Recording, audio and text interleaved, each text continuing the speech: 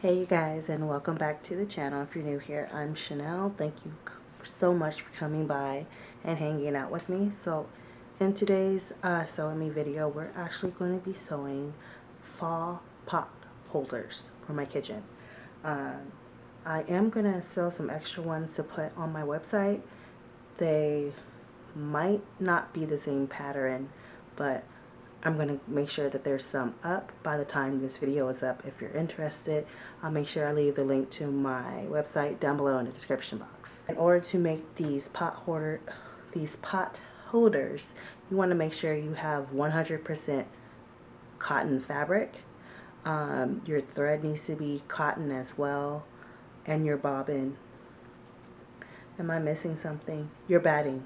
Whatever batting you're choosing to use needs to be 100% cotton, or I think it's called Insabright.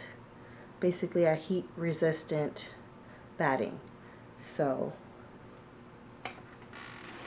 the batting I'm using is this Wrap and Zap 100% natural cotton batting.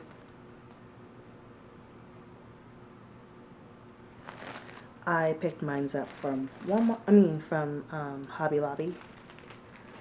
So I already have my fabric already cut. I have two pretty sides, and this will be the front and back. You can totally switch them if you want, but I want the same on front and back. So you need two of these. The size is your choice. I just picked the size I wanted. I want it bigger than like I would find at a store. I have two pieces of my 100% cotton batting cut to the same length or the same size as my square, which the square is the same size all the way around. This one here is already pinned. As you can see, my little pins are all in there. So I'm going to do this one first on camera with you guys. You're going to need a piece of, I don't want to say scrap fabric, but this is 2 inches. I want to say, I think it's 2 inches by 6. 2 by 6. I could be wrong. I'm checking.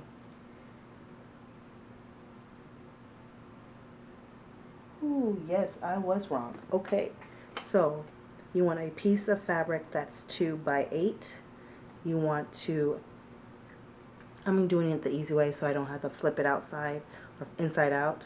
You want to fold the wrong sides together, and then you want to open it after you press it, then fold the edges in like this. Then you want to fold it back in half like this, and then we're going to sew it down, a stitch on both sides, and then we're going to fold it in half like this, and I'm going to go ahead and cut it because I'm making 2 pot holders, so I need 2 of these little loops to be able to hang it up, especially on a command strip in my kitchen. So now that I told you how I'm going to do this, I'm going to show you guys. Let me show you how I have this pinned. So, in fact, let me show you on the table. Alright, I'm going to show you guys how I have this pinned. Let me just move this out the way. So first I have my 2 cotton pieces here, 2 cotton pieces of fabric. I'm just lining them up so they are even. I'm going to take my pretty side, make sure my pretty side is facing up, and I'm going to pin it on top. Well, put it right here on top, make sure it's even.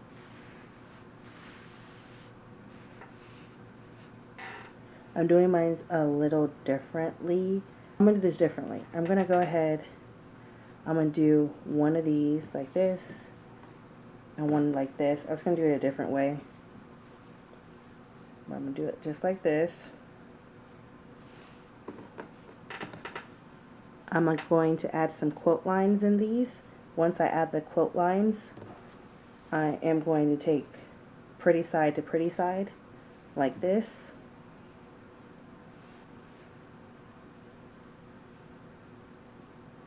I'm going to pin it in place. I am going to leave roughly 3 to 4 inches right here. I am going to sew along this part here, flip it inside out, and then I'm going to put a top stitch on top of it. Of course, I am going to make sure I have this before I stitch it together, which I'm going to put right here, and then sew it down, then flip it on the outside. You guys are going to see all of it, so let me just get started.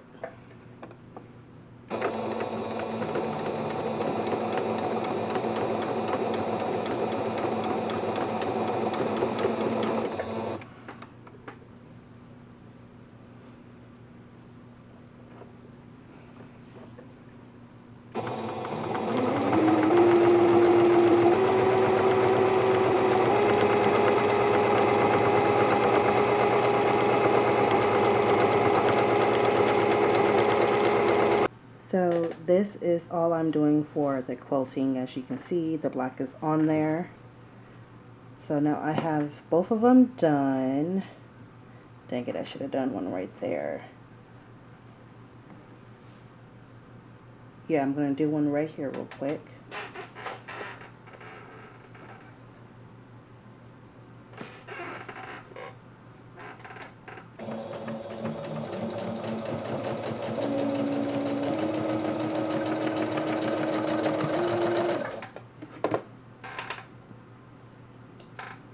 Alright.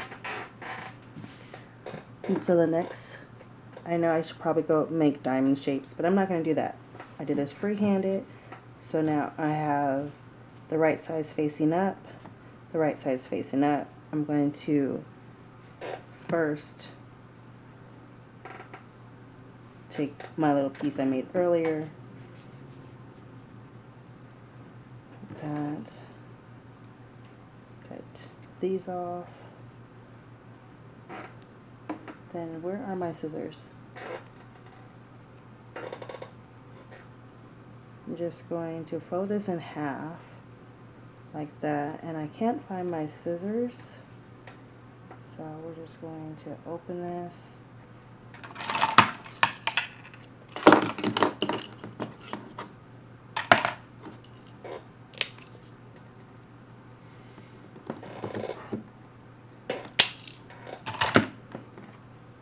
And I'm going to take this one. I think I want this on the outside, so like this, bring this back over here, and I want it to dangle from this corner up here.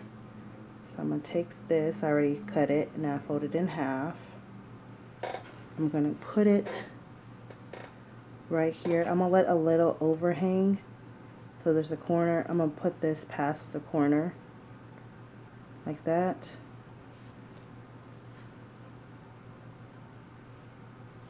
Put this right on top.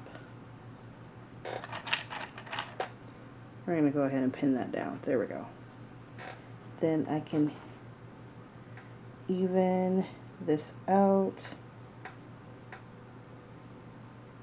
right here in between these two stitches, and sew this way and just sew all the way around. But I'm going to leave this much of a gap.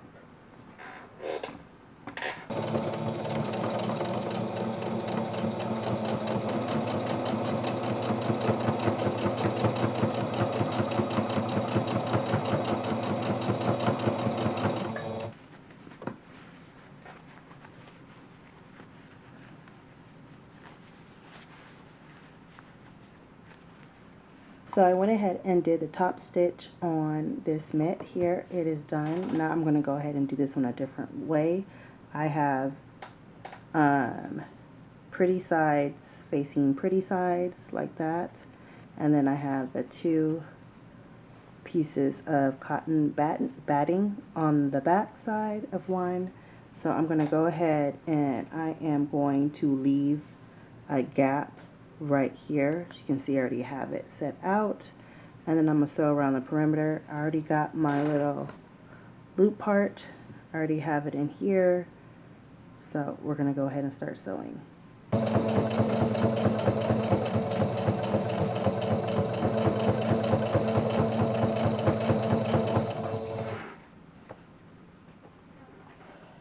So here are my finished pot holders. As you can see, I remember to put my label in this one.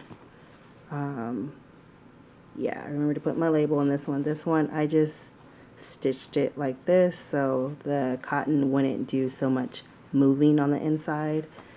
And this one is the other one.